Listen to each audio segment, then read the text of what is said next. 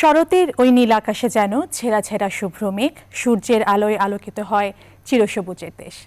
হ্যাঁ দর্শক, সবার জীবন যেন সেই নীল আকাশের মতো শুভ্র হয়ে শুরু হয় এবং আজকের দিনটি যেন সুন্দর কাটে, সেই আশায় শুরু করছে আমাদের আজকের আয়োজন আজ সকালের বাংলাদেশ। আপনাদের সাথে আছি আমি তাবাসসুম আহমেদ। দর্শক, আমাদের এই অনুষ্ঠানে বিভিন্ন সেগমেন্ট আছে। প্রথমেই আমরা জেনে নিব ইতিহাসের এই দিনে আজকে কি ঘটেছিল।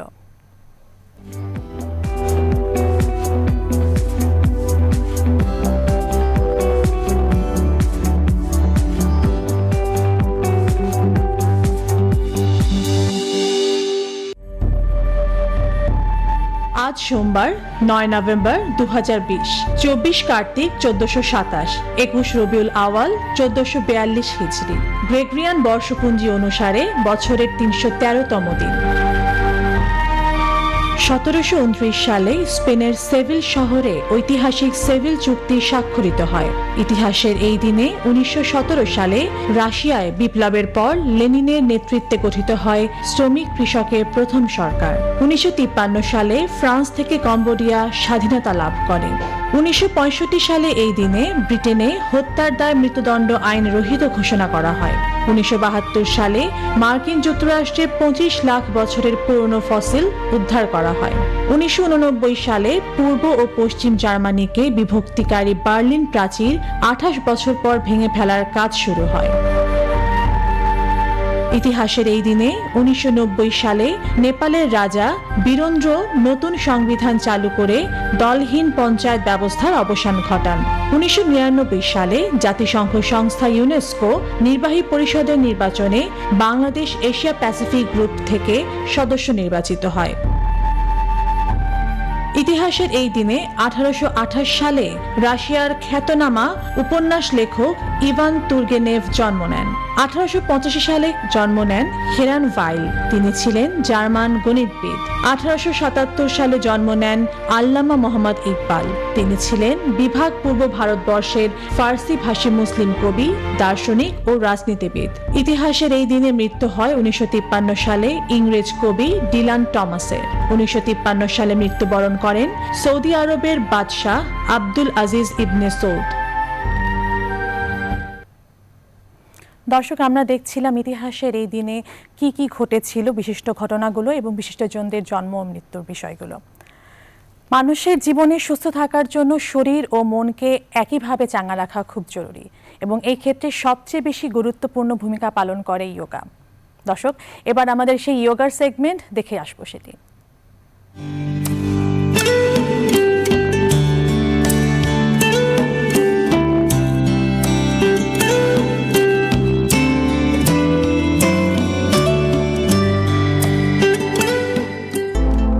আসসালামু আলাইকুম। প্রিয় শরীর, আপনার উপর শান্তি বর্ষিত হোক। আজকের যোগা পর্বে আপনাকে স্বাগত জানাচ্ছি। আমি আহমেদ শরীফ, আমার সঙ্গে আছেন সাইকোলজিস্ট মুকাররমা, আছেন ইঞ্জিনিয়ার মুবাশশির। প্রিয় দর্শক, আমাদের অনেকের জন্য একটা আতঙ্কের বিষয় হচ্ছে মেদ ভুঁড়ি কি করি, ভুঁড়িটা বেড়ে যাচ্ছে। এই ভুঁড়ি থেকে মুক্ত থাকার জন্য আজকে আমরা চমৎকার একটা আসন অনুশীলন করব, সেই সঙ্গে আমরা একটা মুদ্রা চর্চা করব, সেটাও আমাদেরকে মেদ ভুঁড়ি কমাতে সহযোগিতা করবে। আরও পাশাপাশি অনেক উপকার রয়েছে, সেই উপকারগুলো নিয়েও আমরা আলোচনা করব। চলুন তাহলে আমরা শুরু করি আজকের আসন, উত্থিত পদাসন।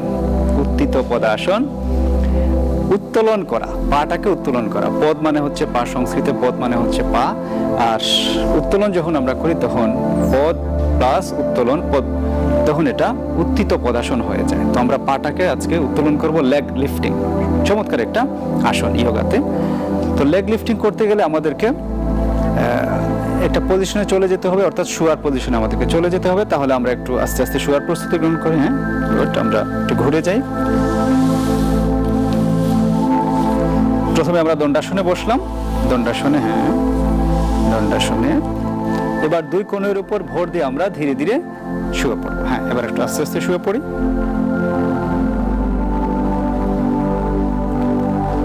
আমরা চিত হয়ে শুয়ে পড়লাম। আমাদের হাতের তালু নিচের দিকে থাকবে। প্রিয় দর্শক, একটু খেয়াল করে, হাতের তালু নিচের দিকে থাকছে, দু পা জড় অবস্থায় থাকছে, দু পা জড় অবস্থায় থাকছে। হাতের তালু নিচের দিকে থাকছে, রিল্যাক্স, বডি একদম রিল্যাক্স থাকবে। এই পজিশন থেকে আমরা ধীরে ধীরে আমাদের উত্থিত পদাসনটাকে আমরা অনুশীলন করব। তো আমরা দেখছি পা জোড়া অবস্থায় আছে, হাত দুটো নিচে আছে এবং বডি রিল্যাক্স অবস্থায় আছে। এই রিল্যাক্স অবস্থা থেকে আমরা ধীরে ধীরে দু পাটাকে জড় অবস্থায়, হাঁটু না ভেঙে, খেয়াল করতে হবে আমরা যখন পা দুটিকে উপরের দিকে তুলবো হাঁটু যেন না ভাঙে, এটা আমাদেরকে খেয়াল রাখতে হবে। আমরা তাহলে ধীরে ধীরে পা দুটোকে উপরের দিকে তুলি। এমন উচ্চতায় তুলতে হবে যে উচ্চতায় তুললে আপনার পেটে একটা ভাইব্রেশন সৃষ্টি হয়, পেটটা কাঁপাকাঁপি করে, এই অবস্থায় থাকতে হবে। যতটুকু আমরা উপরে তুলতে পারি, যেখানে গেলে আমাদের পেটটা ভাইব্রেট করছে ওই অবস্থায় থাকতে হবে।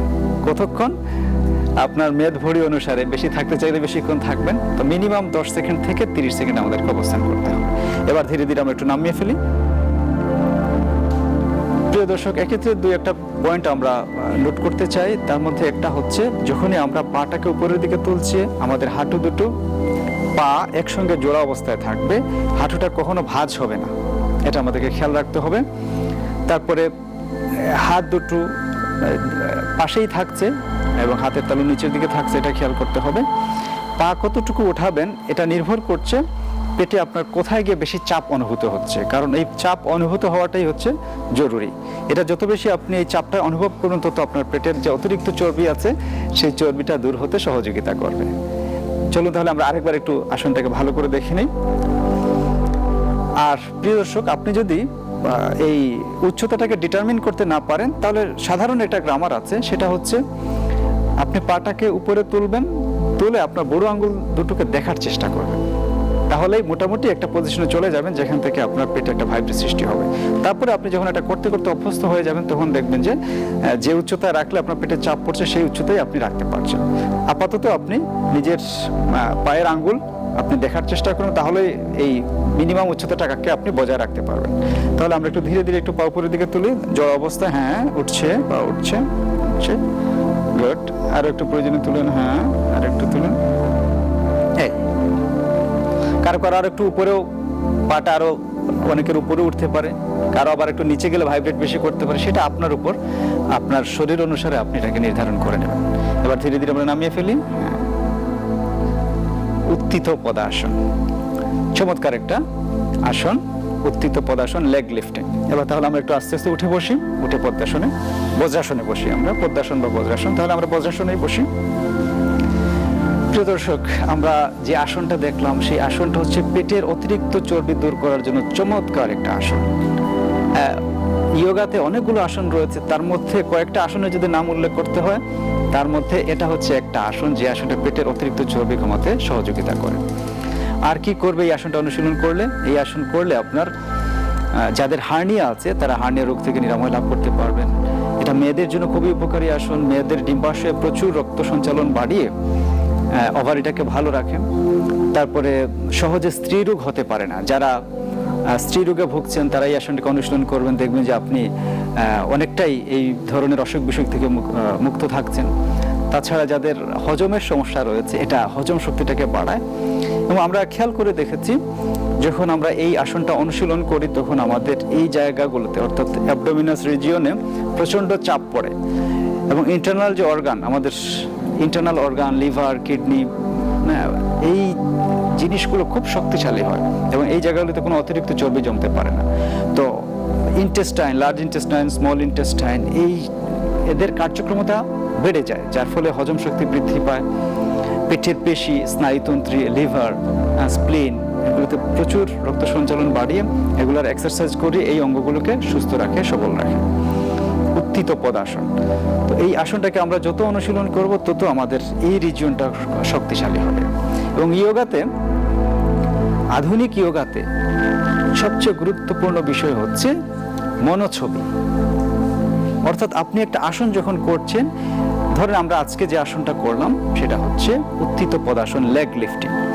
ওই লেগ লিফটিং যখন আমরা করছি, পাটাকে যখন আমরা উপরে তুলছি, ওই অবস্থায় আপনাকে চোখটাকে বন্ধ করে আপনি কনসেন্ট্রেট করবেন যে আপনার যে রিজিয়নগুলোতে চাপ লাগছে, কোথাও অতিরিক্ত চর্বি থাকলে সেই চর্বিগুলো দূর হয়ে যাচ্ছে, আপনি মনোসংযোগ করবেন, মেডিটেশন করবেন।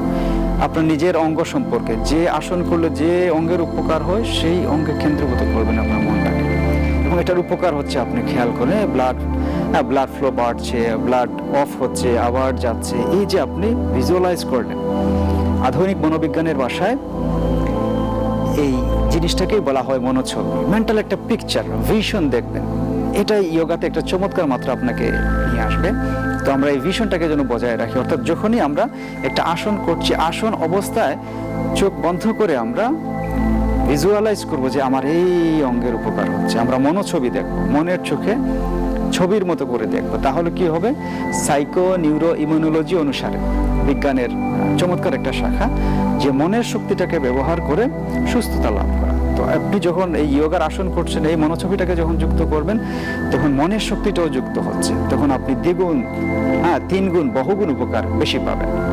তো এই আসন যখন আমরা চর্চা করি, উত্থিত পদাসন, তখন আমরা আসনের শেষ পর্যায়ে গিয়ে, অর্থাৎ পাটাকে উপরের দিকে তুলে ভিজুয়ালাইজ করবো যে না, আমার এই উপকার হচ্ছে, যে উপকারগুলো আমরা বললাম।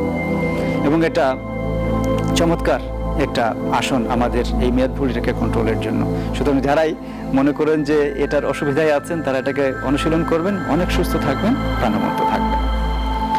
এখন আমরা একটা মুদ্রা অনুশীলন করব। যোগাতে এটাকে বলা হয় যোগ মুদ্রা, যোগশীল। তো যোগশীলটাকে, যোগাশীল বা যোগশীল, এটাকে আমরা এখন অনুশীলন করব। এটাও খুব উপকারী আসন। এটা আমাদের বিশেষ করে ইন্টারনাল অর্গানগুলোকে খুব চমৎকারভাবে ভালো রাখে। সেই সঙ্গে গ্ল্যান্ডের উপকার হয়। এই গ্ল্যান্ডগুলো নিয়েও আমরা আলোচনা করব, কি গ্ল্যান্ডের উপকার হয়।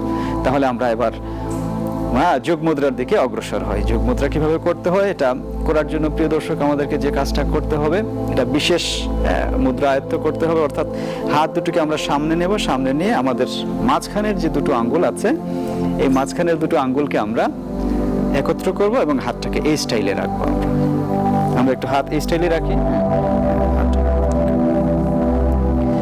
এই স্টাইলে রাখলাম। এরপরে যে কাজটা করতে হবে সেটা হচ্ছে আমাদের যে মাঝখানের দুটো আঙ্গুল, এই দুটো আঙ্গুল নাভির মাঝখানে আমরা নিয়ে যাব। হাতের আঙ্গুলগুলো একসঙ্গে স্পর্শ অবস্থায় আছে, খেয়াল করে দেখবেন। এইভাবে আমরা রাখলাম, নাভির মাঝখানে নিয়ে গেলাম। অর্থাৎ আমাদের পেটের যে নরম অংশ আছে, এই নরম অংশে আমাদের হাতটাকে আমরা রাখবো। তো এটা একটা বিশেষ মুদ্রা, এটাকে আমরা জেনে রাখলাম আগে থেকেই, যাতে আমরা পরবর্তীতে করতে পারি। তো এই যোগ মুদ্রাটা, এই মুদ্রাটা আমরা অনুশীলন করতে পারি বজ্রাসনে বসে, পদ্মাসনে বসে, অর্থাৎ একটা মেডিটেটিভ পোজে বসে এটাকে আমরা করতে পারি। তো আজকে আমরা এখানে পদ্মাসনে বসে এই যোগ মুদ্রাটা আমরা দেখব। তাহলে আমরা একটু শুরু করি। প্রথমে আমরা একটু দণ্ডাসনে বসে পা দুটো আমরা এইদিকে ঘুরে যাই, প্রথম দিকে এইদিকে ঘুরে যাই।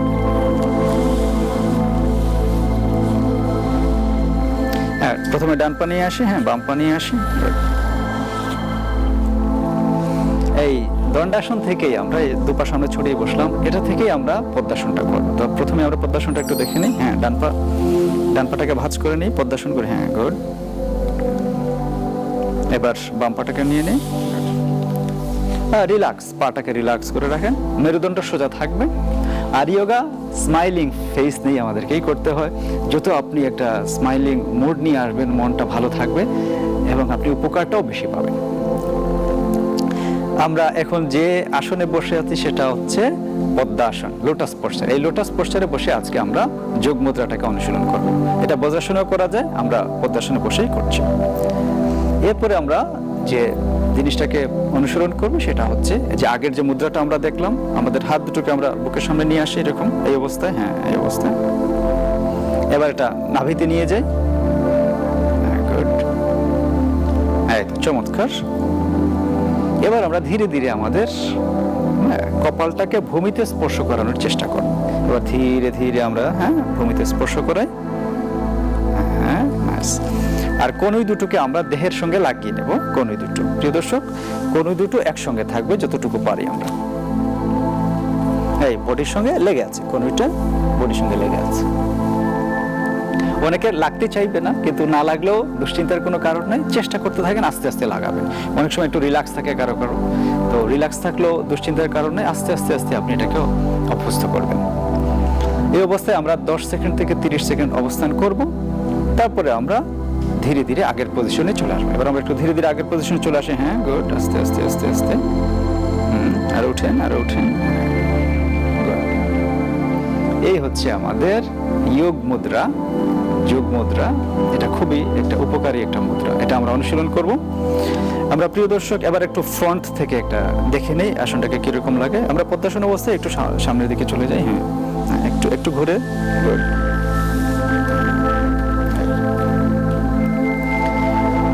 এবার আমরা ফ্রন্ট থেকে দেখছি। হ্যাঁ, হাতের মুদ্রাটাকে আমরা বুকের পাশে নিয়ে আসি, আমাদের এই মুদ্রাটা করে। হ্যাঁ, তারপরে নাভিতে নিয়ে যাই। হ্যাঁ, গুড। নাভিতে নিয়ে যাই। Very good. এবার আস্তে আস্তে আমরা সামনের দিকে ঝুঁকে যাই, কপালটাকে ভূমিতে স্পর্শ করানোর চেষ্টা করি। অনেকের কপাল নাও লাগতে পারে, যতটুকু পারেন ভূমিতে স্পর্শ করানোর চেষ্টা করবেন। জোর করার কোনো প্রয়োজন নাই। যোগাতে জোর জবরদস্তির কোনো বিষয় নাই। এবং কোন দুইটাকে আমরা একসঙ্গে রাখার চেষ্টা করব। 10 থেকে 30 সেকেন্ড মিনিমাম অবস্থান করব, তারপরে আমরা আবার আগের পজিশনে চলে আসবো। এবার তাহলে আমরা একটু ধীরে ধীরে আগের পজিশনে চলে আসি। হ্যাঁ, ধীরে ধীরে আগের পজিশনে চলে আসি। হ্যাঁ, এই হচ্ছে আমাদের যোগা মুদ্রা। এবার আমরা তাহলে এই মুদ্রার যে উপকার, সেই উপকারগুলো একটু চিন্তা করি, ভিজুয়ালাইজ করি। প্রিয় দর্শক, আপনাদেরকে এই আসন করা অবস্থায় মনোছবি দেখতে হবে। মনের চোখে কল্পনায় আপনি দেখবেন যে আপনার এই অঙ্গের এই উপকার হচ্ছে। কিন্তু প্রাথমিক অবস্থায় অনেকেই আসনে বসে এই বিষয়টাকে হয়তো করতে পারবেন না। প্রয়োজনে আপনি যখন শবাসন করবেন, রিল্যাক্স করবেন, সেই অবস্থায় এটাকে অনুশীলন করতে পারেন। তো এই মনোছবিটা হচ্ছে খুবই গুরুত্বপূর্ণ। এটাকে আমাদের আয়ত্ত করতে হবে। যখন একটা আসন করছি সেটার উপকার নিয়ে আমরা চিন্তা করব। এই যে যোগমুদ্রা, এই যোগমুদ্রাটা আমাদের যে লার্জ ইন্টেস্টাইন, তারপরে স্মল ইন্টেস্টাইন, লার্জ ইন্টেস্টাইন, এইগুলোকে খুব চমৎকার লাগে। এবং লিভার, তারপরে কিডনি, স্প্লিন, এগুলোর কিন্তু চমৎকার উপকার হয়। এবং ইদানিংকালে যে একটা সমস্যা, সেটা হচ্ছে ডায়াবেটিসের সমস্যা। এই ডায়াবেটিসের অনেকগুলো কারণ রয়েছে। তার মধ্যে একটা বড় কারণ হচ্ছে যে আইলেটস অফ ল্যাঙ্গারহ্যান্স, এই জায়গা থেকে যে আমাদের প্যানক্রিয়াস গ্ল্যান্ড, এই প্যানক্রিয়াস গ্ল্যান্ডের যে হরমোন নিঃসরণ, এটা যখন ঠিকমতো না হয়, অর্থাৎ ইনসুলিন সিক্রেশন যখন সহজ না হয়, তখনই আমাদের কিন্তু ডায়াবেটিস দেখা দেয়। আর এই যোগা মুদ্রাটা যখন আমরা করি, এই যোগ মুদ্রা যখন আমরা করি, তখন কি হয়? তখন আমাদের এই প্যানক্রিয়াস গ্ল্যান্ডে চাপ পড়ে, যার ফলে এটার রক্ত সঞ্চালন বাড়ে, এটার এক্সারসাইজ হয় এবং আমরা ধীরে ধীরে ডায়াবেটিস থেকে মুক্তি লাভ করতে পারি। তো ডায়াবেটিস থেকে মুক্তি লাভ করার জন্য এই মুদ্রাটাকে আমরা অনুশীলন করতে পারি। এবং এটাও হজম শক্তির জন্য খুবই চমৎকার আসন। এবং এটা কনস্টিপেশন, যাদের কুষ্ঠবদ্ধতা রয়েছে, তারা এটাকে অনুশীলন করবেন, অনেক উপকৃত হবেন। প্রিয় দর্শক, আপনারা দেখেছেন যখনই এই মুদ্রাটাকে অনুশীলন করা হয়, তখন কিন্তু এই জায়গাটাতে প্রচণ্ড চাপ পড়ে এবং এই জায়গাগুলোর এক্সারসাইজ হয়। এবং যখন ওনারা সামনের দিকে ঝুঁকেন, আমরা একটু সামনের দিকে আরেকবার একটু আসনটাকে করিয়ে দেখাই। হ্যাঁ, আবার নাভিতে নিয়ে রাখেন। হ্যাঁ, নাভিতে এই মুদ্রাটাকে নিয়ে রাখেন। হ্যাঁ, গুড। এবার আস্তে আস্তে আবার একটু সামনের দিকে ঝুঁকেন, কপালটাকে ভূমিতে স্পর্শ করানোর চেষ্টা করুন। কনুই দুটি একসঙ্গে রাখার চেষ্টা করুন। প্রিয় দর্শক, খেয়াল করে দেখেন যে প্রচন্ড চাপ পড়ছে। কনুইয়ের এক্সারসাইজ হচ্ছে, পায়ের এক্সারসাইজ হচ্ছে, হাঁটুর এক্সারসাইজ হচ্ছে, অনেক ধরনের অঙ্গের এক্সারসাইজ হচ্ছে। এবার আস্তে আস্তে আমরা আগের পজিশনে চলে আসি, ধীরে ধীরে আগের পজিশনে চলে আসি।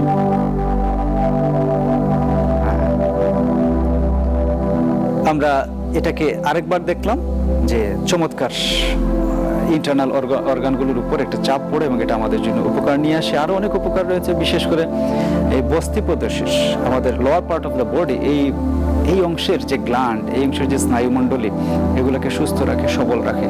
অনেকের কোলাইটিস আছে, কোলাইটিসের জন্য উপকারী আসন। গ্যাস্ট্রিক আছে, গ্যাস্ট্রাইটিস রোগের জন্য এটা খুবই উপকারী আসন।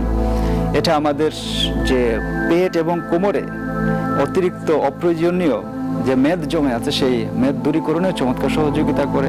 তারপরে খেয়াল করে দেখেছেন আমাদের যে নিতম্ব, তারপরে হাঁটুর ইলাস্টিসিটিটা, স্থিতিস্থাপকতা বাড়াতে খুব সহযোগিতা করে। অনেকের আবার এই মলনালী, এটা অসুবিধায় আছেন অনেকেই। তো এই মলনালীটাকেও ভালো রাখার জন্য, এই মলদারটাকে সুস্থ রাখার জন্য এই জিনিসটা অনেক উপকার করে আমাদের। তো আমরা আজকে দুটো প্রক্রিয়া অনুসরণ করলাম। একটা হচ্ছে আমাদের উত্থিত পদাসন। আমরা উত্থিত পদাসনটা আরেকবার দেখার চেষ্টা করব যাতে আপনারা ভালো করে আয়ত্ত করতে পারেন। উত্থিত পদাসনের বিষয়টা হচ্ছে, আর প্রক্রিয়াটা আমরা আরেকবার একটু ব্যাখ্যা করে নিই, যে আপনি পাটাকে উপরে তুলবেন, উত্তোলন করবেন, উত্থিত করবেন। কতটুকু করবেন? যে অবস্থায় গেলে আপনার পেটে চাপ সৃষ্টি হয় বা ভাইব্রেট সৃষ্টি হয়, এই অবস্থায় থাকবেন এবং এই অবস্থায় কমপক্ষে 10 সেকেন্ড থেকে 30 সেকেন্ড থাকবেন। আর যারা মনে করেন যে না পেটে বেশি চর্বি জমে আছে, তারা চাইলে আর একটু বেশি সময় নিয়ে করতে পারেন। এটা হচ্ছে মিনিমাম রেঞ্জ। এর চেয়ে বেশি সময় ধরেও আপনি এটাকে চর্চা করতে পারেন।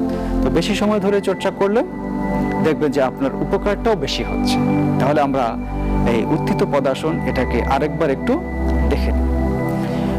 তো উত্থিত পদাসন করার জন্য আমরা এবার এদিকে একটু ফিরে যাই আমরা। হ্যাঁ, আমার দিকে একটু ফিরেন, পদ্মাসন অবস্থায় ফিরেন। গুড।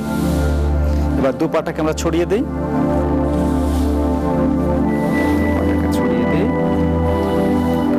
মেরুদণ্ড স্ট্রেট থাকবে,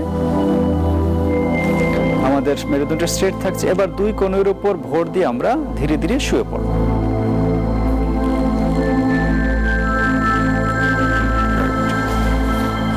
আস্তে আস্তে রিল্যাক্স তুমি শুয়ে পড়লাম।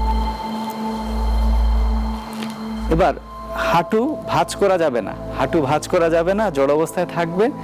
তারপর হাত নিচে থাকছে, হাতের তালু নিচের দিকে থাকছে। এই অবস্থায় ধীরে ধীরে আমরা পাটাকে উত্তোলন করি। আমরা ধীরে ধীরে পাটাকে একটু উত্তোলন করি। এই অবস্থায় 10 সেকেন্ড থেকে 30 সেকেন্ড থাকবো। তারপরে আস্তে আস্তে আমরা আগের পজিশনে চলে যাব। এবার আস্তে আস্তে পাটাকে নামিয়ে ফেলি। হ্যাঁ, নামিয়ে ফেলি। এবার আস্তে আস্তে উঠে আমরা পদ্মাসনে বসি। প্রিয় দর্শক, আমরা আবারও এই উত্থিত পদাসনটাকে দেখলাম এবং এটা আমরা কমপক্ষে 3 থেকে 5 বার অনুশীলন করব। প্রত্যেকবার আমরা সময় নেব 10 সেকেন্ড থেকে 30 সেকেন্ড। এবার আমাদের জন্য থাকছে আজকের নেচারোপ্যাথি টিপসটা খুব সহজ। আজকে আমরা মেদ ভুঁড়ি নিয়ে আলোচনা করেছি। তো মেদ ভুঁড়িটাকে ভালো রাখার জন্য কি করতেন, প্রাকৃতিক প্রক্রিয়া যাতে আপনি ওজনটাকে নিয়ন্ত্রণ করতে পারেন, এই জন্য আপনি লেবু পানি, অর্থাৎ লেবুর রস, মধু এবং পানি, এই তিনটাকে একত্র করে এটাকে খাবেন। তাহলে আপনার মেটাবলিজম চমৎকার কাজ করবে এবং ওজন নিয়ন্ত্রণে অনেক উপকার আপনি পাবেন। আপনি যা খাবেন খাবারগুলো দ্রুত হজম হবে, ওজন নিয়ন্ত্রণে আপনি চমৎকার সহযোগিতা পাবেন। কিভাবে করবেন? আপনি সকালে সকালে ঘুম থেকে উঠে খালি পেটে খাবেন। কি করবেন?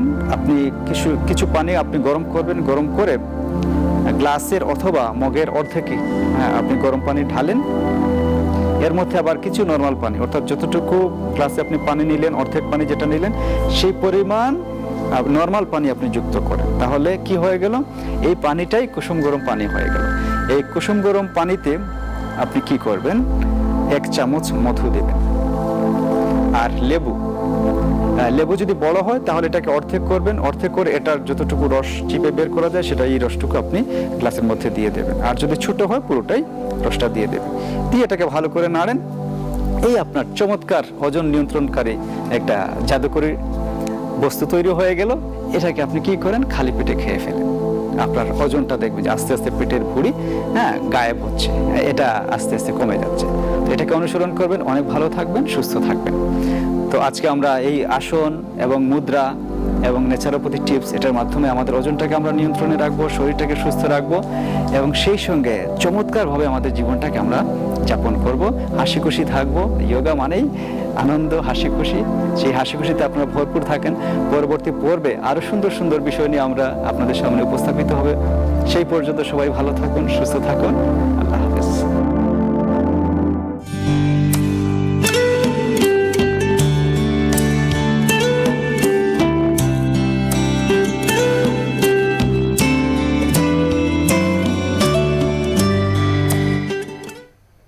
দর্শক, আমরা দেখছিলাম আমাদের নিয়মিত আয়োজন যোগা। আমরা আশা করব আপনারা বাসায় প্রতিদিন এটি চর্চা করবেন এবং উপকৃত হবেন।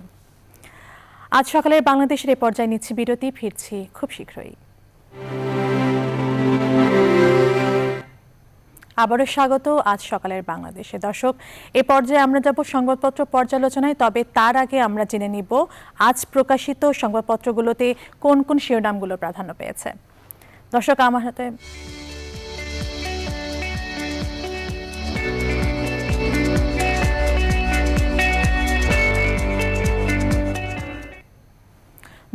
হাতে প্রথমেই আছে বাংলাদেশ প্রতিদিন। তারা যে শিরোনামগুলো করেছে, চাওয়া পাওয়ার হিসেবে বাংলাদেশ, এছাড়া শিরোনাম রয়েছে ট্রাম্প এখন কি করবেন। আরও একটি শিরোনাম তারা যেটি করেছে সেটি হলো মায়ের যত্ন সন্তানের পড়ালেখার শর্তে দণ্ডিতকে বাড়িতে থাকার সুযোগ। এরপর আমার হাতে আছে কালের কণ্ঠ। কালের কণ্ঠ শিরোনাম করেছে পরিবর্তনের আশা বিশ্বে।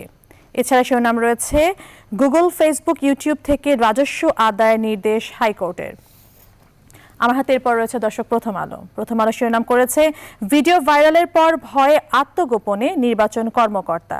এছাড়া রয়েছে দুর্দান্ত ভাইস প্রেসিডেন্ট হতে যাচ্ছেন কামালা। আমার হাতে এরপর রয়েছে সমকাল। সমকাল শিরোনাম করেছে ঐক্যের ডাক বাইডেনের। এছাড়া শিরোনাম রয়েছে রোহিঙ্গা সংকটে অগ্রগতির আশা বাইডেনের জয়ে। আমার হাতে এবার রয়েছে ডেইলি সান। ডেইলি সান শিরোনাম করেছে mega projects back on track. এছাড়া শিরোনাম রয়েছে Biden calls for national unity. The Daily Star রয়েছে এরপর আমার হাতে দর্শক। তারা শিরোনাম করেছে major reform on the cards. এছাড়া শিরোনাম রয়েছে time to heal. Bangladesh News 24 রয়েছে এরপর আমার হাতে। তারা শিরোনাম করেছে মৃত্যুদণ্ড যুক্ত করে নারী নির্যাতন দমন বিল সংসদে উত্থাপন। এছাড়া শিরোনাম রয়েছে বাইডেন ও কমলা হ্যারিসকে বাংলাদেশ সফরের আমন্ত্রণ প্রধানমন্ত্রীর। আনন্দবাজার পত্রিকা রয়েছে এরপর আমার হাতে। তারা শিরোনাম করেছে পরশু থেকে লোকাল শিয়ালদহ হাওড়ায় 615টি ট্রেন চলবে। সবশেষ আমার হাতে দর্শক রয়েছে দ্য নিউ ইয়র্ক টাইমস। তারা শিরোনাম করেছে as Biden plans for day one, GOP navigates Trump's refusal to concede. এছাড়া রয়েছে George W Bush congratulates Biden. দর্শক, এই ছিল আমার হাতে আজ প্রকাশিত সংবাদপত্রগুলোর প্রধান শিরোনাম। আমরা এবার চলে যাব সংবাদপত্র পর্যালোচনায়। আমাদের সাথে যুক্ত হচ্ছেন আজকের আয়োজনে ডক্টর লতিফুল ইসলাম মাসুম, অধ্যাপক, সরকার ও রাজনীতি বিভাগ, জাহাঙ্গীরনগর বিশ্ববিদ্যালয়। স্যার, আপনাকে স্বাগত জানাচ্ছি আমাদের আজকের আয়োজনে। আপনার কাছে প্রথমেই জানতে চাই যে আমরা যদি সংবাদপত্র ধরে একটু বিশ্লেষণে যাই, বাংলাদেশ প্রতিদিন শিরোনামে একটি করেছে চাওয়া পাওয়ার হিসেবে বাংলাদেশ। তো সেই ক্ষেত্রে বেশ কিছু বিষয় চলে আসে, যেমন অভিবাসনের বিষয়টি কিংবা জিপিএস এর ক্ষেত্রে। আপনি কি বলবেন এই বিষয়ে? কি ধরনের চাওয়া পাওয়া থাকতে পারে আমাদের এই নির্বাচনকে ঘিরে? ধন্যবাদ আপনাকে। প্রথমে আমার নামের সংশোধনী দিতে হবে। আমার নাম আব্দুল লতিফ মাসুম, লতিফুর রহমান নয়। স্যার, আমরা দুঃখিত। না, ঠিক আছে। তো যে বিষয়গুলো আমরা আজকে দেখছি, খুব স্বাভাবিকভাবেই মার্কিন যুক্তরাষ্ট্রের নির্বাচনটি প্রাধান্য পেয়েছে সমস্ত সংবাদপত্রে, এবং সে নিয়ে বিশেষ করে দেশজ প্রেক্ষিতে ব্যাখ্যা বিশ্লেষণ, সেটা তো খুবই স্বাভাবিক। তো এইটা হলো বিদেশের খবর। আর দেশের খবরের মধ্যে যে 3 শর্তে পরিবারের সঙ্গে দণ্ডিত আসামির থাকার যে বিষয়টি, সেটা একটি নতুন বিষয়। এবং অন্যান্য বিষয়ের মধ্যে ঢাকায় আইসিইউতে রোগীর চাপ বেশি। যদিও আমরা দেখছি যে আমাদের করোনায় মৃত্যুর সংখ্যা কম্পারেটিভলি কমেছে, কিন্তু সংক্রমণের সংখ্যা, বিশেষ করে ঢাকা আইসিইউতে রোগীর চাপ বেশি বেড়েছে। এ ধরনের সংবাদ আমরা দেখতে পারি। তো আমি প্রথমে মার্কিন যুক্তরাষ্ট্রের নির্বাচন সম্পর্কে বলতে চাই। সেটা হচ্ছে এই যে মার্কিন যুক্তরাষ্ট্র যে জনমত এখন এই সময় একটা অসম্ভব সমীকরণের মধ্যে রয়েছে।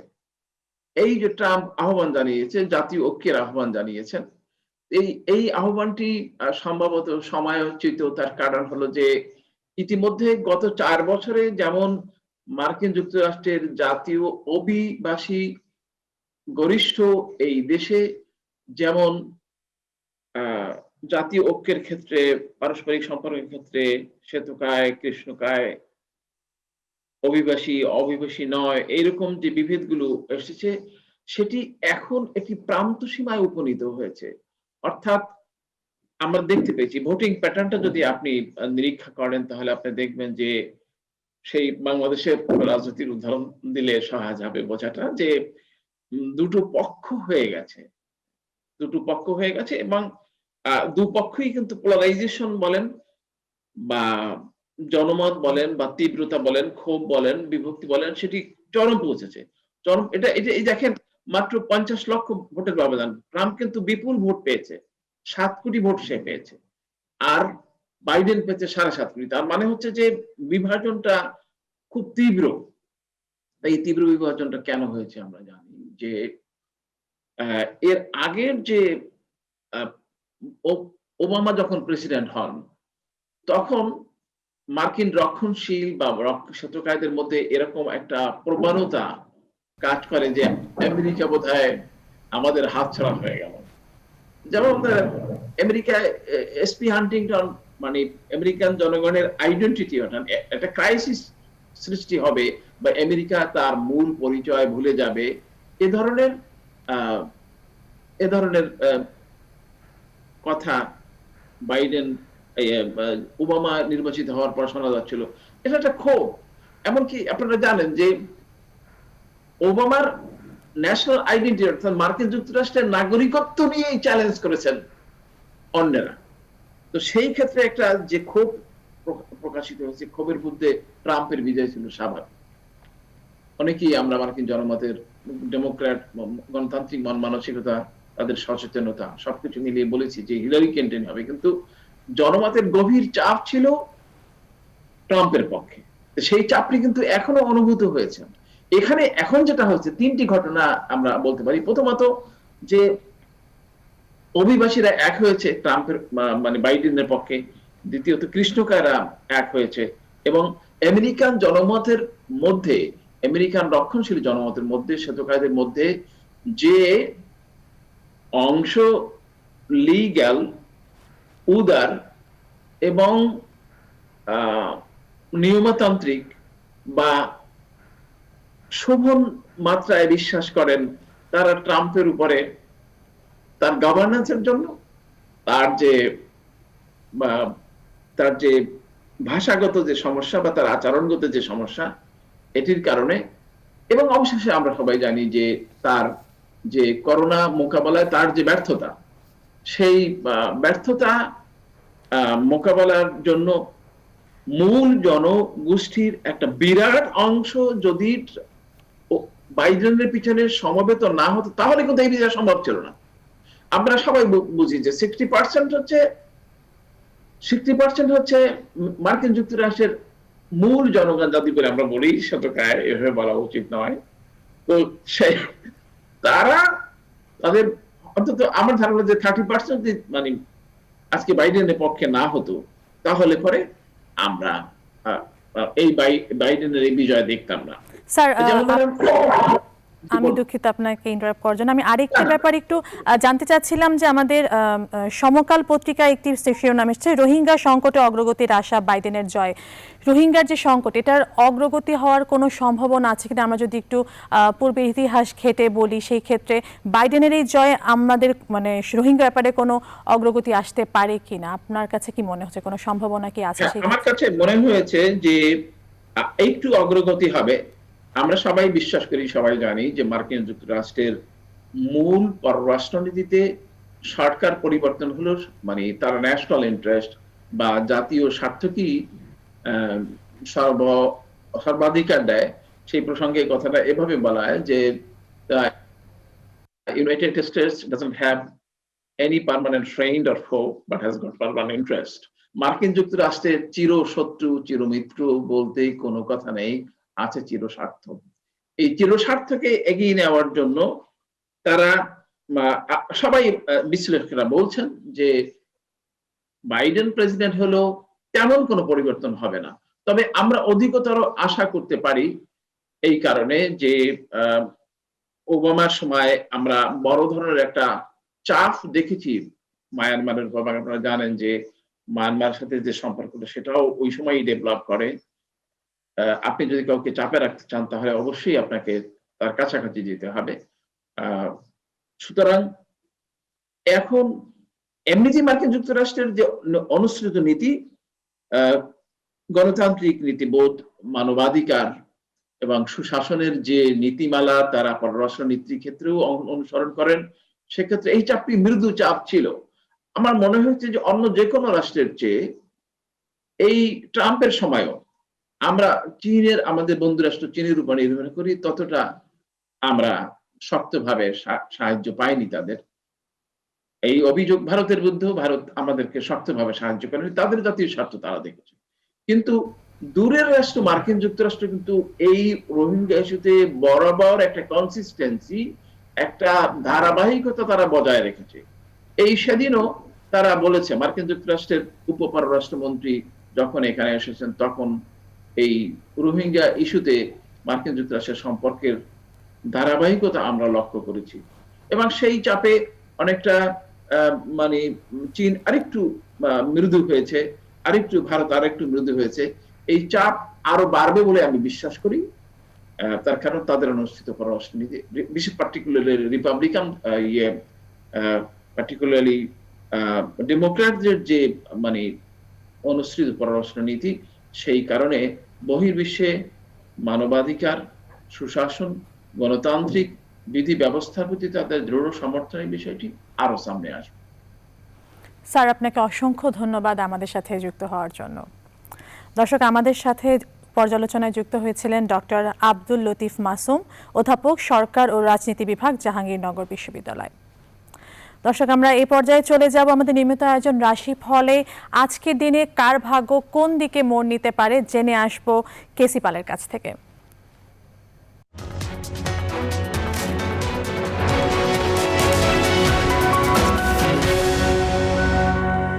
অসংখ্য ধন্যবাদ। সেই সঙ্গে নিউজ 24 পক্ষ থেকে সকল দর্শকদের জন্য আন্তরিক শুভেচ্ছা ও অভিনন্দন।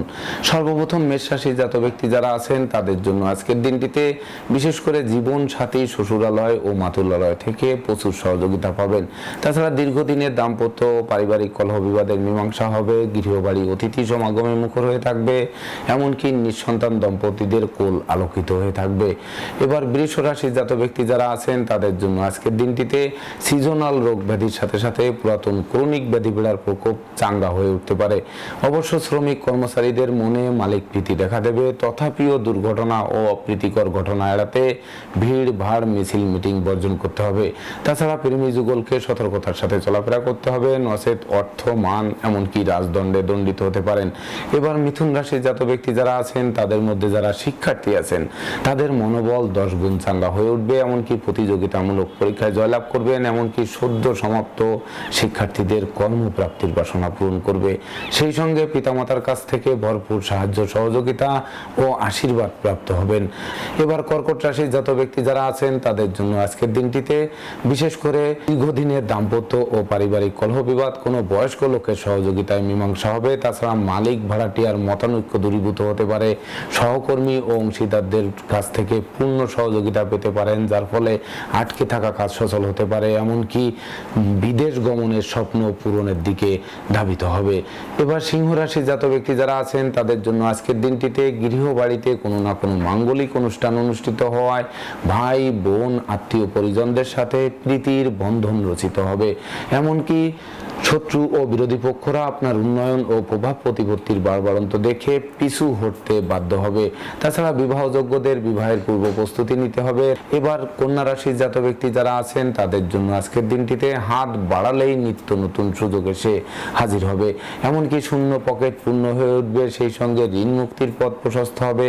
তাছাড়া প্রেম, রোমান্স, বিনোদন, ভ্রমণ শুভ ফল প্রদান করবে। এক কথায় আপনার শ্রম, মেধা, প্রযুক্তি, কৌশল ও অধ্যবসায়ের পরিপূর্ণ ফল প্রাপ্ত হবেন। এবার তুলা রাশির জাত ব্যক্তি যারা আছেন তাদের জন্য আজকের দিনটিতে মনোবল, জনবল, অর্থবলের গ্রাফ চাঙ্গা হয়ে উঠবে, সেই সঙ্গে হাত বাড়ালেই নিত্য নতুন সুযোগ এসে ধরা দেবে। তাছাড়া গৃহবাড়িতে নতুন আসবাবপত্র, বস্ত্রালঙ্কার ও খেলনা সামগ্রীর পসরা সাজতে পারে। তাছাড়া সপরিবারে কাছে পিঠে ভ্রমণ করতে পারেন। অবশ্য সন্তানদের আচরণ মনোবেদনার কারণ হতে পারে। এবার বৃশ্চিক রাশির জাত ব্যক্তি যারা আছেন তাদের জন্য আজকের দিনটিতে শুভ অপেক্ষা অশুভ ফল বেশি ঘটতে পারে। তাই তো দুর্ঘটনা ও অপ্রীতিকর ঘটনা এড়াতে নিজেকে গুটিয়ে রাখতে হবে। টাকা পয়সা হাতে আসতে আসতে মাঝপথে আটকে যেতে পারে, ধার দেনা করতে হতে পারে, সেই সঙ্গে পরিবারের কোনো বয়স্ক লোকের শরীর স্বাস্থ্য খারাপ হয়ে যেতে পারে। এবার ধনু রাশির জাত ব্যক্তি যারা আছেন তাদের জন্য আজকের দিনটিতে বিশেষ করে পাওনা টাকা আদায়, আটকে থাকা বিল পাস, এমনকি ব্যবসা বাণিজ্যে মজুত মালের দাম বৃদ্ধি পাবে। সেই সঙ্গে সন্তানদের কেরিয়ার, অধ্যয়ন, স্বাস্থ্য বিষয়ক দুশ্চিন্তার অবসান ঘটবে। এমনকি দূর থেকে আসা কোনো সংবাদে গোটা পরিবারে খুশির বার্তা দেবে। এবার মকর রাশির জাত ব্যক্তি যারা আছেন তাদের জন্য আজকের দিনটিতে বিশেষ করে বেকার যুবক যুবতীদের মুখে হাসির ঝলক ফুটবে। সেই সঙ্গে নিত্য নতুন ব্যবসা বাণিজ্য পরিকল্পনা বাস্তবায়িত হবে। শিক্ষার্থীদের জন্য সুবর্ণ সুযোগ অপেক্ষা করবে। সেই সঙ্গে প্রতিযোগিতামূলক পরীক্ষায় জয়লাভ করবেন। এমনকি পিতামাতার স্বাস্থ্য ক্রমোন্নতির দিকে ধাবিত হবে। এবার কুম্ভ রাশির জাত ব্যক্তি যারা আছেন তাদের জন্য আজকের দিনটিতে ভাগ্য লক্ষ্মী প্রসন্ন হওয়ায় সফলতা আপনার দ্বারে এসে টোক্কা মারবে। এমনকি দীর্ঘদিনের লালিত স্বপ্নসাৎ পূরণ হবে। সেই সঙ্গে গৃহবাড়িতে নতুন আসবাবপত্র, বস্ত্রালঙ্কার ও ইলেকট্রনিক সামগ্রীর পসরা সাজতে পারে। এবার আসি মীন রাশির জাত ব্যক্তি যারা আছেন তাদের জন্য আজকের দিনটিতে না বুঝে চুক্তি সম্পাদন, বিনিয়োগ, চেক স্টাম্প প্রভৃতিতে স্বাক্ষরঘাতক প্রমাণিত হবে। এমনকি লটারি, জুয়ারে, শেয়ার হাউজিং প্রভৃতিতে বিনিয়োগ না করাই সমীচীন হবে। সেই সঙ্গে রাগ, জেদ, অহংকার, আবেগ বর্জন করতে হবে। মনে রাখবেন, সংকটকালে বন্ধু বান্ধব, আত্মীয় পরিজনেরা সাহায্যের পরিবর্তে দূরে থেকে মজা দেখবে, কোনো রূপ সহযোগিতার হাত বাড়াবে না। তাই তো আপনাকে একলা চলো নীতি অবলম্বন করতে হবে। রাশিফল সংক্রান্ত তথ্য এ পর্যন্তই। দর্শক, আজ সকালের বাংলাদেশের আজকের আয়োজন এ পর্যন্তই। আগামীকাল দেখা হবে ঠিক একই সময়ে। সেই পর্যন্ত ভালো থাকুন, সুস্থ থাকুন এবং করোনার স্বাস্থ্যবিধি মেনে চলুন।